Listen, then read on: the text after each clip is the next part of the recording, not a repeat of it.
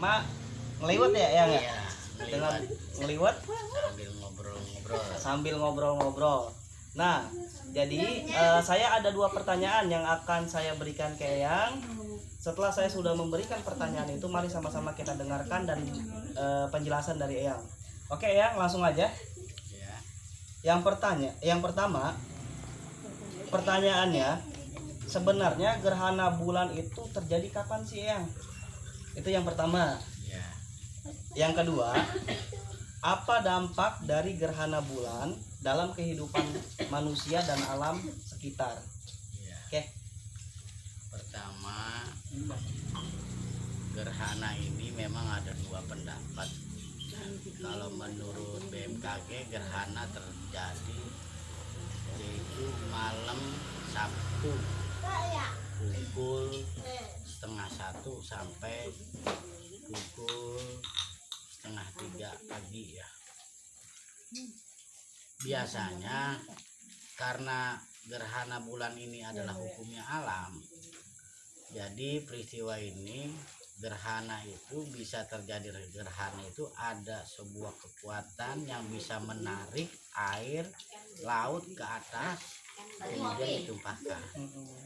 Kalau memang itu terjadi pada malam Sabtu ya, pada malam Sabtu otomatis ya bisa dampaknya itu hari Sabtu paginya terjadi rob, karena ada gratifikasi yang menarik air laut ke atas kemudian ditumpahkan ke bumi, yaitu yang disebut dengan rob.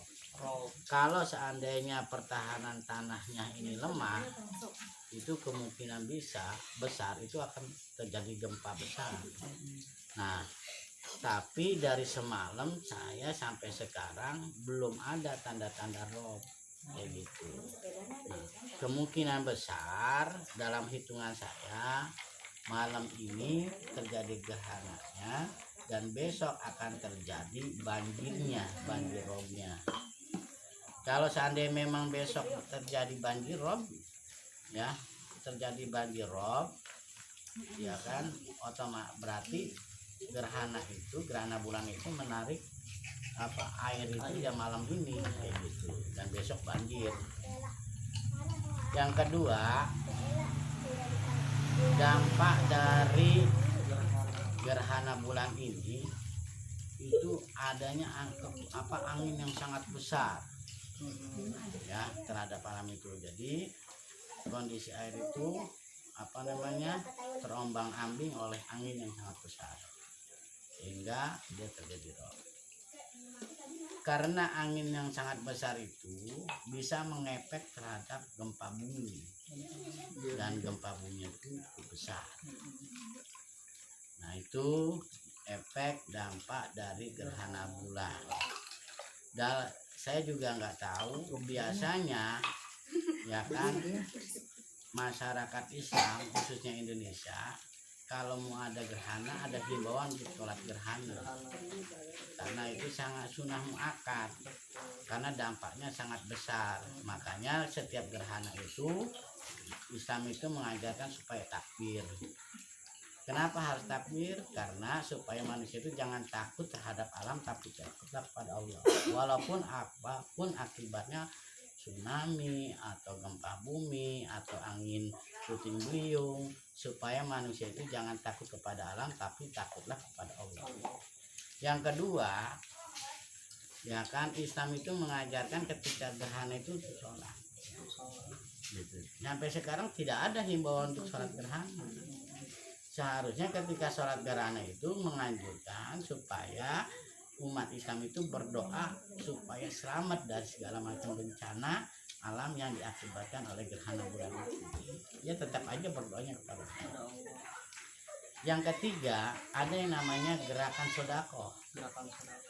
Ya, jadi setelah kita bertakbir, sholat, Islam juga untuk tolak balaknya dianjurkan untuk sodako, memberikan fakir miskin sebagai tolak balak. Ini juga belum ada himbauan bukan dari pemerintah lah, paling tidak dari MUI atau ulama-ulama, ya kan tidak ada yang mengajukan. Nah, sementara gerhana bulan menurut tradisi orang Jawa, apabila gerhana bulan terjadi, ya kan, pada bulan Syawal, maka bertanda akan banyak orang yang meninggal bulan Syawal ini. Ya nggak tahu lah, meninggal mungkin karena penyakit, meninggal karena bencana alam, atau meninggal karena kecelakaan. Yang jelas yang jumlah orang meninggal bulan Syawal ini lebih banyak dibandingkan bulan Ramadan kemarin. Walaupun bulan Ramadan kemarin seandainya 500 orang yang meninggal karena corona, bulan Syawal ini lebih dari 500 orang. Dengan ditandainya itu adanya gerhana.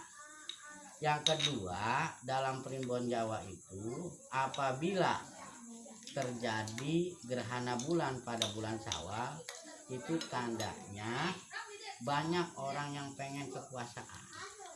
Artinya banyak orang yang berebut kekuasaan, saling menjatuhkan. Nah, tandanya apa? Tandanya gerhana bulan itu. Nah, yang ketiga, ya, menurut primbon Jawa itu, apabila terjadi gerhana bulan pada bulan Syawal, itu ada angin puting beliung, angin mungkin kayak model tornado, angin puting beliung, angin kencang, itu seperti itu yang bisa memporak-porandakan kehidupan atau bangunan yang lain.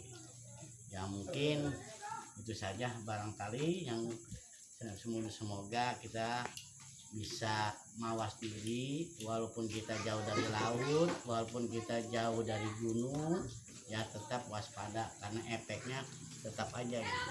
Dan secara ekonomi, kalau terjadi gerhana bulan itu biasanya harga barang naik, harga barang itu bisa naik. Karena apa? Karena memang setelah gerhana bulan 1 minggu ini bencana tidak pernah berhenti. Itu yang mengakibatkan ya putaran ekonomi macet, dan akhirnya harga barang pun naik, terutama harga dolar kayak gitu. Beda dengan gerhana matahari. Kalau terjadi gerhana matahari, ya kan, malah dolar bisa turun. Nah, itulah pengaruhnya apa gerhana terhadap dolar gitu.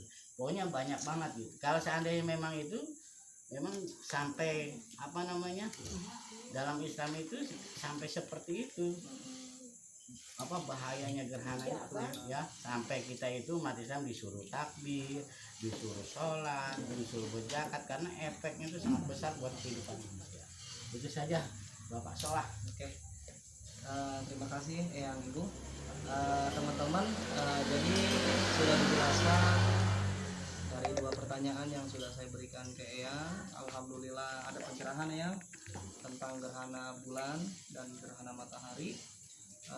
Cukup sekian dari saya mengundurkan diri. Wallahu muwaffiq ila aqwamit thoriq. Wassalamualaikum warahmatullahi wabarakatuh.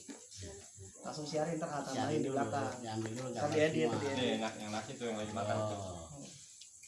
Masih oleh. Tuh, diambil semuanya. Iya. Lalu tutup. Ya momen bawah. Tadi tidur kayaknya.